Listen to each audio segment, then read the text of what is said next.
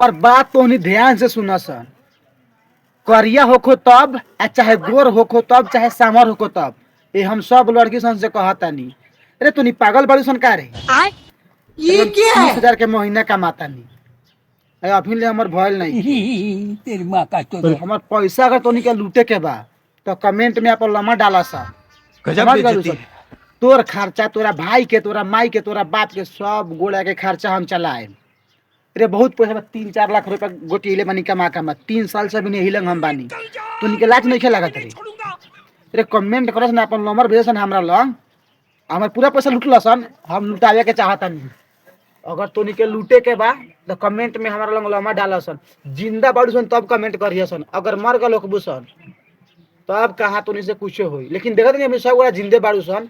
अगर तोनी के पैसा लूटे के बा अबे तो कौन है कमेंट बे करो तू? सन। 30,000 के महीना करता नहीं, 30,000 के महीना साफा ठोकुआ कमानी। ठीक बा? अगर तोनी जिंदा बाड़ू सन तो लाल दिल भेजे सन ना, कमेंट में अपन लम्हा डाला सन।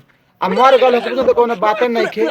देखा सन तोनी हमरे के उठाला सन, ना तो हम तोनी के उठा लेता नहीं।